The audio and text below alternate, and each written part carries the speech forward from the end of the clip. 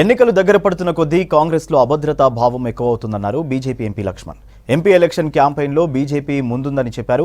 Congress party 6 గ్యారంటీలపై ప్రజల్లో వ్యతిరేకత పెరిగిందన్నారు. సానుభూతి కోసం తనపై కుట్రలు చేస్తున్నారని సీఎం రేవంత్ రెడ్డి కొత్త నినాదం ఎత్తుకున్నారని విమర్శించారు లక్ష్మణ్.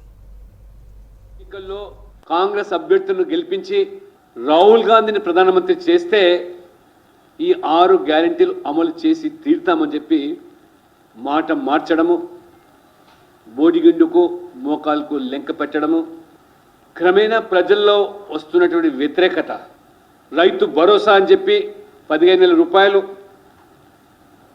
రైతు కూలీలకు 12,000 అన్నావు.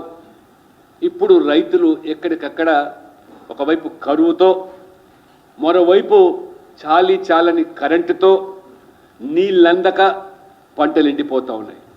రైతులకు కూడా వ్యతిరేకత. నిరుద్యోగ యువత కొలువులు ఇవ్వకపోతే నిరుద్యోగ భృతి అన్నావు. ఇప్పటి వరకు కూడా భృతి కూడా అందకపోవడం. ఈ రకంగా అన్ని గ్యారంటీలు హామీలన్నీ కూడా అటకెక్కించి ఇవాళ ప్రజల దృష్టిని మళ్లించేదానికి, అంటే తన పైన ఏదో కుట్ర జరుగుతుందని చెప్పి, అంటే ఒక ఎమోషనల్ బ్లాక్మెయిలింగ్కు మరి ఇవాళ రేవంత్ రెడ్డి గారు పాల్పడుతున్నారు.